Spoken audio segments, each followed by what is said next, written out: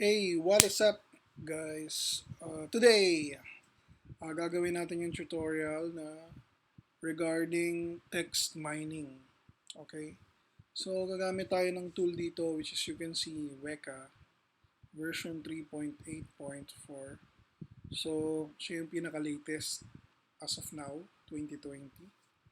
So, pumunta na tayo doon. Okay? So, pipindutin ko lang itong explore. Okay. So, ito yung interface ng Weka. So, basically, kung gagawa tayo ng text mining, ipapakita ko muna sa inyo kung paano yung process niya. So, yung process niya mag-start sa preprocessing. So, sa preprocessing, kailangan natin mag-load ng data set. So, ano ba ang data set natin dito? Nasa hide yan eh. Okay, so, ang data set natin is ito munang rotor's coin.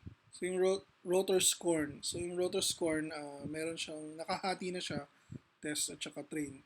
So minsan kapag meron tayong dataset na nakuha from raw, hindi pa siya nakahati. So kailangan pa natin siyang hatiin, training and testing. So for me, if you'll ask me, 80% will be from training kasi mas marami dapat yung training. Tapos yung test, mas konti.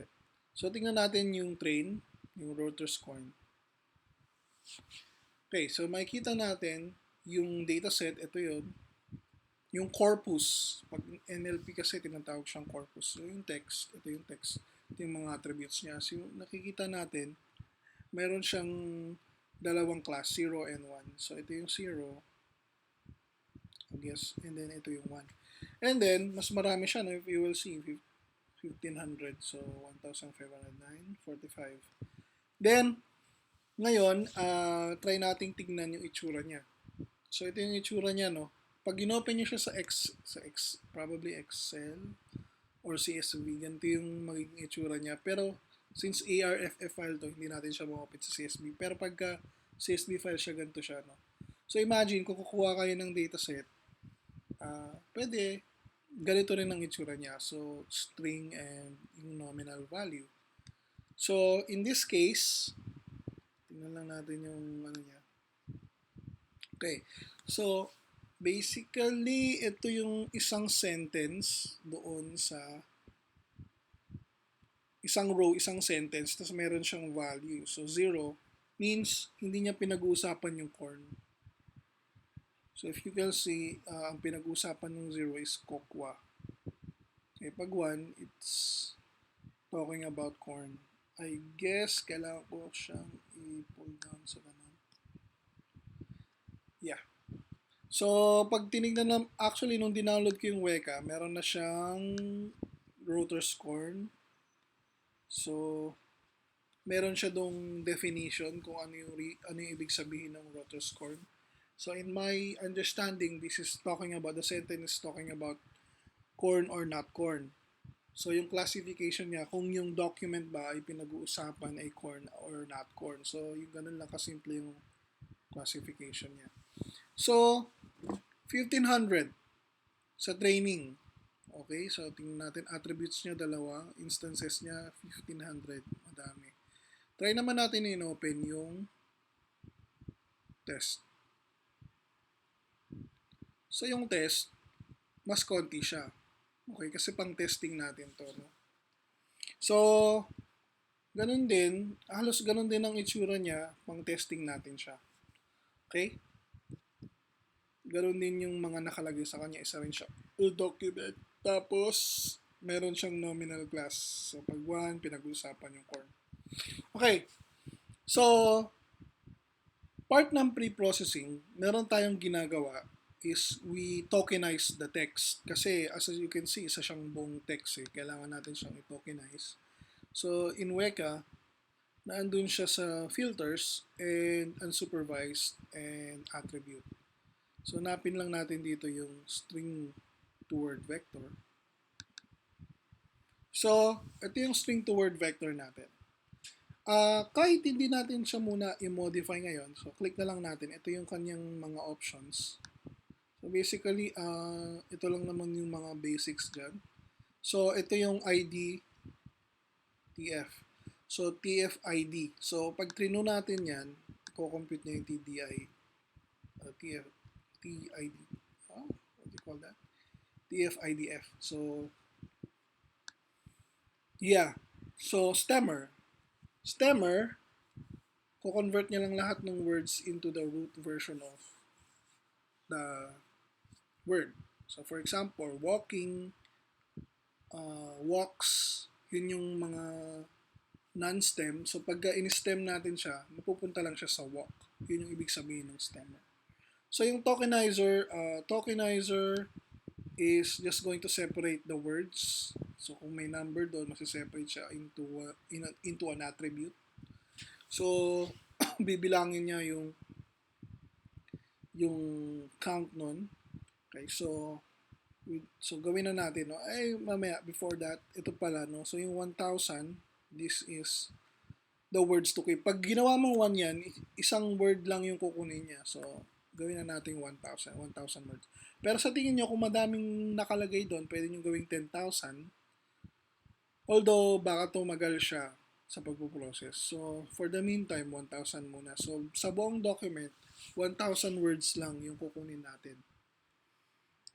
Tapos, minimum frequency, pwedeng 10 or pwedeng 5. Kung malaki yung corpus, gawin na nating 5 kasi ibig sabihin, pag yung word hindi siya ganun ka-frequent, tinatanggal na siya automatically. So, in our case, kung gusto natin magsimula sa pinaka-raw, kahit yung isang word na isang beses lang nabanggit dun sa buong document, i-record niya. Yun ang ibig sabihin ng 1. So, sige, let's leave it a 1. So, i-okay ko na. Okay. Now, we will try to apply that into our corpus. Yan. So, if you can see, may mga numbers tayong nakuha. Okay.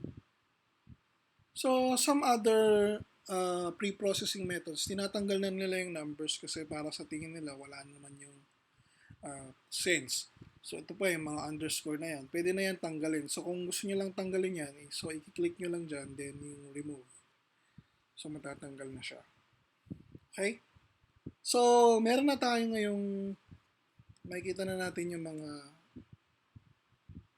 mga attributes, which is that mga words sila. So, sila yung naging attributes. Now, para magawa natin to sa classification, let me try. Pwede naman siya, pero para mas maayos, kailangan natin i-select yung attribute yung attribute na class attribute, kailangan natin siyang i-convert into class. So, para magawa yon, i-right click nyo lang sa mouse. So, lalabas to, no? So, baguhin nyo lang siya na attribute class. So, basically, mapupunta siya sa pinaka-right side. So, ang dami, guys. Yun. So, magiging siyang class. So, mapupunta siya sa right side. Okay?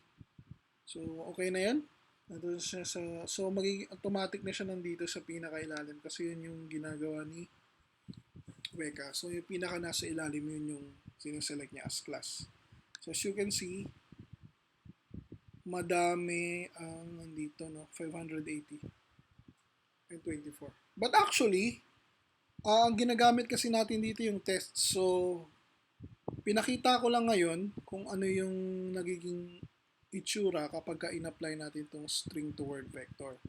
Okay, ngayon, since ang ginamit natin ng test, babalik tayo sa training. So, ang gagawin natin, we can undo or we can just open the training. So, i-open ko yung training.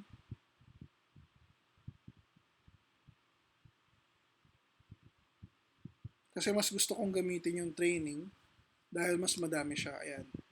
So, i-apply ko ulit. Same lang naman yung options nun. Okay. So, mapapansin natin 1,500. So, 45 yung talking about corn. So madami to. Masyadong madami. Okay. So, in classic data mining, classic machine learning, dapat yung nominal class natin or class attribute natin halos parehas. In this case, hindi siya parehas. So magkakaroon tayo ng inconsistency sa accuracy neto. Okay? Pero yung oversampling methods, hindi muna natin i-discuss ngayon. So, ang idea, itong problem na to, kailangan siyang ma-fix para makuha natin yung tamang classification accuracy. So, dapat pantay sila. Yan. Kasi pag hindi nyo siya pinantay, sometimes you will have overfitting. Ano ibig sabihin nun? Magiging 100% yung accuracy. Okay, so sa ngayon, hindi muna natin i-apply yung oversampling method. Okay, so punta na tayo sa... So since nagawa na natin to, ito yung tinatawag nating string word to vector. Okay, pwede na natin siyang i-classify. So, ang gagamitin natin for this one, our classification technique is naive base. Is a probability classifier. So, ang pipiliin ko ay use training set. Bakit hindi ko pinipili itong cross-validation folds, 10-fold cross-validation? Since nahiwalay na natin yung dataset natin kanina, hindi na siya buong dataset. So, I will not implement cross-validation. So, minsan, yung cross-validation, ginagamit siya pag sobrang liit ng data. Kasi hindi mo na siya mahati sa training tsaka sa testing. So, dahil hindi mo naman siya mahati, magko-cross-validation ka. So, depende na yun sa folds na gusto mo kung gusto mong i-test yung mga folds. Okay, pwede rin tayo mag-percentage split. Pero since nahati na nga siya, di ba? Nandun na sa dataset natin, nagkaroon na siya ng training and testing. Gagamitin na lang natin yan. So, use training set. Okay? So, iti-train natin siya, yung machine natin,